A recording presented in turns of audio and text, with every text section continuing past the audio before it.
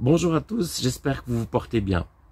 Suite à une vidéo que j'ai publiée sur le mildiou, j'ai été attaqué, non pas par le mildiou, mais sur les réseaux sociaux par des personnes qui disaient en gros, c'est des conneries, vous avez aussi le mildiou, c'est pas possible. Alors, je me propose vraiment dans cette vidéo d'être honnête. On va faire deux choses. On va faire d'abord, premièrement, un tour de mes deux serres et également des essais que je fais à l'extérieur. Et deux, on va voir quelles sont les raisons pour lesquelles j'ai pas été attaqué par le mildiou ou presque. Tout de suite après le générique.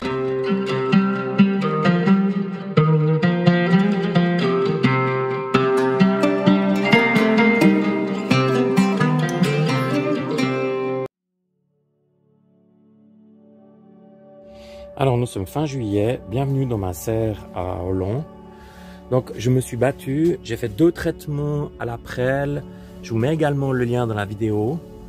Et vous voyez, j'ai des tomates, elles sont magnifiques et j'ai pas du tout de traces de mildiou.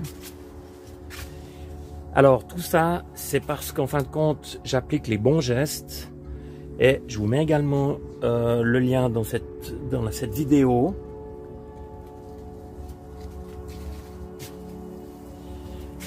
Donc pas de traces de mildiou. Et des tomates qui ont bien mûri.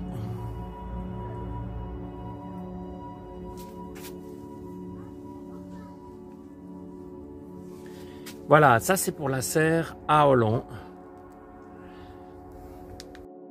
Alors la serre à mon domicile, donc on a eu 2 tempêtes et j'ai la bâche qui a été arrachée. Donc, mais malgré ça, on voit les tomates sont saines. J'ai même un mixte de courges et tomates. J'en ai une énorme là juste derrière. Et puis de l'autre côté, ici, donc aucune trace de mildiou. Et là, j'ai des tomates qui sont déjà rouges. Voilà, comme ici. Ou là. Ici, carrément des grappes.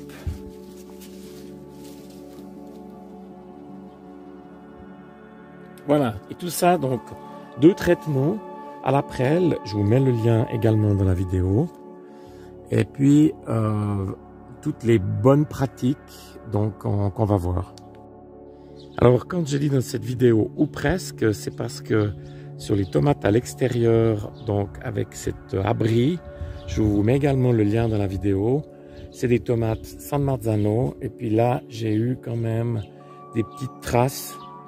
On les voit ici. Donc là j'ai fait plusieurs traitements. J'en ai fait encore un tout récemment. Là ici on voit l'attaque du mildiou, très clair. Donc voilà, ça c'est ou presque, c'est à l'extérieur. Et on voit que si on traite à la prêle, malgré tout, on arrive à stopper à un moment donné le développement du mildiou. Parce que ça s'est pas aggravé donc depuis.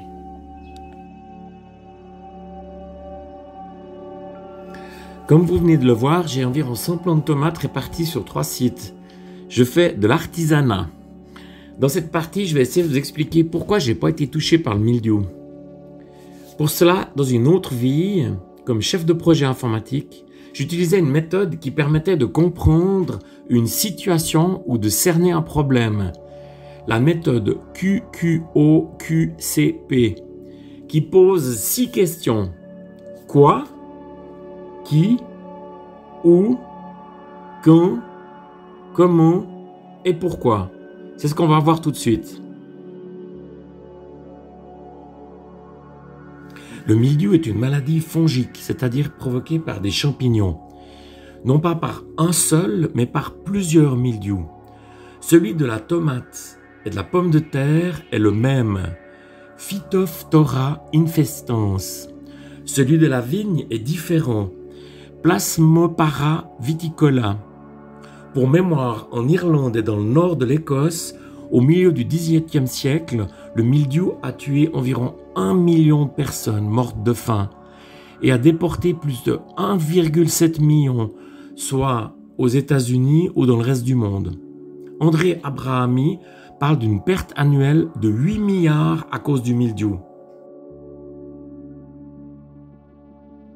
Le mildiou s'attaque aux solanacées, comme par exemple la tomate, la pomme de terre, le poivron et l'aubergine, mais aussi à d'autres espèces comme le cerfeuil, l'épinard, le melon, le poireau, l'oignon, la laitue, la vigne, etc.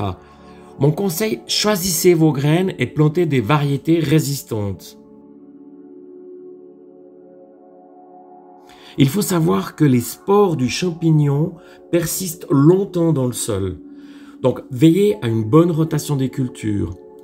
Évitez de planter des tomates à proximité des pommes de terre. Ces plants peuvent tous deux être infectés par le même champignon. Si vous avez une serre, ouvrez-la pour laisser passer l'air qui va assécher les plants et diminuer l'impact du mildiou. Le camp est important. Peut-être avez-vous entendu parler de ce qu'on appelle la période de Smith. En 1956, deux chercheurs, Smith et Ned Fry, découvrent en fin de compte le lien qui existe entre l'humidité et le mildiou. Donc ils ont réussi à poser la théorie qu'il faut 48 heures à plus que 10 degrés et plus que 90% d'humidité et là le mildiou arrive.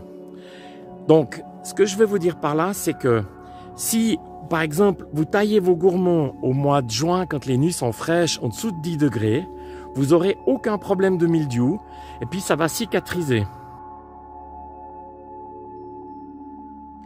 Au sujet de l'arrosage, évitez au maximum de mouiller le feuillage puisque les spores déposées sur les feuilles ne peuvent germer qu'avec l'eau stagnant quelques heures à la surface. Personnellement, c'est pourquoi j'utilise des oyas, ce qui permet d'éviter tout contact entre l'eau et la plante. Au sujet de la densité trop forte, cultiver des tomates trop serrées les unes des autres augmente le risque de mildiou. Idéalement, il faudrait 80 cm, mais il est possible de les mettre en étoile comme je fais autour des oyas. Le tutorage permet à la plante de monter et par là même de diminuer une trop forte densité. Au sein d'une même plante, il convient d'aérer, c'est-à-dire d'enlever les gourmands. Mais c'est un paradoxe car les enlever revient à blesser la plante et c'est un point d'entrée pour la maladie. Donc c'est la raison pour laquelle je le fais avant la période de Smith. Ainsi, la plante a eu le temps de cicatriser avant l'arrivée des conditions favorables du mildiou. Les champignons vivent et se reproduisent dans le sol. Le bon sens consiste à enlever les feuilles qui touchent la terre. Dans mon cas, et comme vous le voyez sur ces images, j'enlève sur les 40 premiers centimètres. Aux raisons que je viens de citer, il faut ajouter le traitement.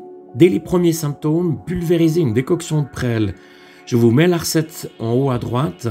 Si vous n'avez pas de prêle à disposition, 3 cuillères à café de bicarbonate de soude et 1 cuillère d'huile pour le fixer dans 1 litre d'eau. Ensuite, il y a le paillage. Pailler les pieds de tomates permet de diminuer les arrosages. C'est une action préventive contre le mildiou. Abri. Si vous n'avez pas la chance, comme moi, d'avoir une serre, vous pouvez construire un abri comme l'essai que je suis en train de faire. Je vous mets également le lien en haut à droite ou sinon vous pouvez couvrir vos tomates en installant un film plastique. Alors voilà, je vous fais un petit résumé donc, de ce que je viens de dire. Si j'ai pas de mildiou, c'est parce que je suis les 10 règles d'or. Alors la première, c'est je pratique la rotation de culture. La deuxième, je sélectionne mes graines ou les plants résistants au mildiou. Troisième, je protège mes tomates de la pluie directe, soit par une serre, soit par un abri. Le quatrième, j'évite la densification du pied de tomate, par exemple en enlevant les gourmands tant que les nuits sont fraîches. La cinquième, j'enlève les feuilles du bas sur au moins 30 cm. Sixième, je paille autour des pieds de tomates. Septième, j'aère mes serres. Huitième, j'arrose indirectement par exemple avec des œillats. Neuvième, je traite en préventif à la prêle ou au bicarbonate de soude. Et enfin, dixième, en période de semis, je ne coupe ou ne blesse pas mes plants de tomates. Ce petit résumé, je vous le mets dans la description de la vidéo, comme ça vous pouvez y revenir. Voilà, si cette vidéo vous a plu, n'hésitez pas, levez le pouce bleu.